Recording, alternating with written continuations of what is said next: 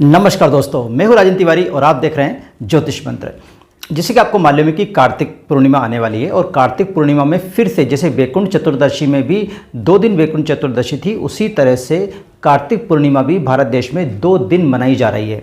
2 दिन कौन से? एक तो है 26 ऑफ नवंबर और दूसरा है 27 नवंबर। इन दोनों में से कौन सा दिन श्रेष्ठ रहेगा और साथ ही हम कार्तिक पूर्णिमा को इतना महत्व क्यों देते हैं, यानी कुल मिला के कार्तिक पूर्णिमा का क्या महत्व है, क्यों हमारे हिंदू संस्कृति में या हमारे सनातन धर्म में इस कार्तिक पूर्णिमा का ज़्यादा महत्व है। पूर्णिमा तो बहुत आती है, लेकिन कार्तिक पूर्णिमा का इतना महत्व क्यों है, ये सभी चीज़ इस वीडियो में जानने की कोशिश करेंगे। अगर आप भी ये सब चीज़ जानना चाहते हैं तो वीडियो को अंत तक जरूर देखिए। अगर वीडियो पसंद आए तो इसे लाइक और शेयर कीजिए और हमारे चैनल ज्योतिष मंत्र को सब्सक्राइब करना ना भूलें। तो चलिए शुरू करते हैं। तो सबसे पहले तो मैं आपको ये बता देता हूँ कि कार्तिक पूर्णिमा का महत्व क्या है, क्योंकि ये हमें जानना जरूरी है। कार्तिक पूर्णिमा को हम इतना महत्व क्यों देते हैं?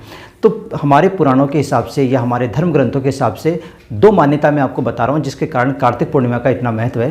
पहली मान्यता तो ये है कि कार्तिक पूर्णिमा के दिन शाम को भगवान विष्णु ने मत्स्य अवतार लिया था।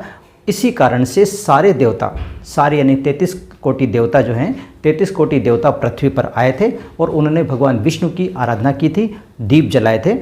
इस कारण से इस दिन को बहुत ही महत्वपूर्ण माना जाता है, बहुत ही शुभ माना जाता है कि सारे देवता को आशीर्वाद इस दिन आपको प्राप्त हो जाता है अगर आप नदी या सरोवर के तट पर जाकर भगवान विष्णु की पूजा करते हैं या दीपदान करते हैं। ठीक है, ये हमारी पहली मान्यता है। दूसरी मान्यता ये है कि इसी दिन यानी कि कार्तिक पूर्णिमा के दिन ही भगवान शिव ने त्रिपुरासुर राक्षस जो है, जिसको हम त्रिपुरासुर बोलते हैं, तो त्रिपुर राक्षस का वध किया था। उस वध के कारण सभी देवता बहुत प्रसन्न हुए थे और सभी देवता पृथ्वी पर आकर भगवान शिव की आराधना की थी और खुशी में मिट्टी के दीपक जलाए थे और मिट्टी के दीपक जलाकर भगवान शिव की आरती उतारी थी। इस कारण से ही इस दिन खासकर कार्तिक पूर्णिमा के दिन प्रदोष काल में दीपदान करने का महत्व है, दीप जलाने का महत्व है।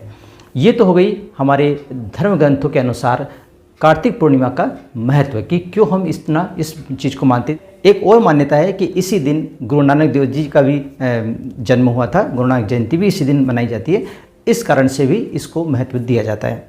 तो ये तो थी कुछ मान्यताएं जिसके हिसाब से मैंने आपको बता दिया। तो चलिए अब मैं आपको ये बताता हूँ कि जो कार्तिक पूर्णिमा है उसे किस दिन हमको मनानी चाहिए, 26 तारीख को मनानी चाहिए या 27 तारीख को मनानी चाहिए।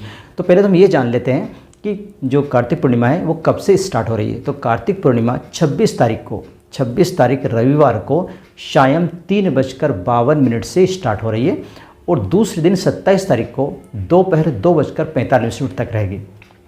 26 तारीख को शाम को 3:52 से प्रारंभ होगी कार्तिक पूर्णिमा और दूसरे दिन यानी 27 तारीख को 2:45 तक रहेगी, 45 मिनट तक रहेगी। इसका मतलब ये है कि 26 तारीख को भी कार्तिक पूर्णिमा है और 27 तारीख को भी कार्तिक पूर्णिमा है। अब आपको कौन सी मनानी चाहिए, हमको कौन सी मनानी चाहिए?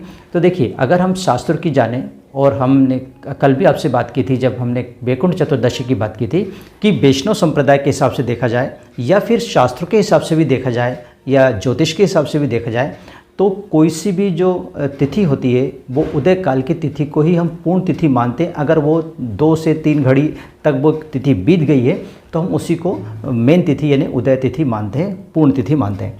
क्योंकि सूर्य जो है 27 तारीख को पूर्णिमा में उदय होगा और वो 2 घड़ी से ज़्यादा टाइम तक रहेगा भी सही, तो इसलिए हम 27 तारीख को ही कार्तिक पूर्णिमा मनाएंगे। तो इस तरह से आपका जो कन्फ्यूजन है वो दूर हो गया। 27 तारीख को हम कार्तिक पूर्णिमा मना रहे हैं उदय तिथि के हिसाब से, और जो लोग उदय तिथि के हिसाब से नहीं मनाना चाहते वो 26 तारीख को भी कार्तिक पूर्णिमा मना सकते हैं। इसमें किसी प्रकार का कोई भी दोष नहीं है। लेकिन 26 तारीख को 3:52 के बाद ही कोई कार्तिक पूर्णिमा का जो आप व्रत करते हैं या कार्तिक पूर्णिमा की पूजा करते हैं या कुछ भी करते हैं वो आप 3:52 के बाद ही करें, तभी वो कार्तिक पूर्णिमा मानी जाएगी। अदरवाइज वो चतुर्दशी के रूप में मानी जाएगी, यानी वैकुंठ चतुर्दशी के रूप में मानी जाएगी। आशा करता हूँ कि ये जानकारी आपको अच्छी लगी होगी। अगर ये जानकारी अच्छी लगी तो प्लीज़ इसे लाइक कीजिए, शेयर कीजिए और हमारे इस चैनल को सब्सक्राइब करना ना भूलें। आज के लिए बस इतना ही, मिलते हैं नए विषय के साथ। तथा आप एक क्वेश्चन मुझे दीजिए आज्ञा।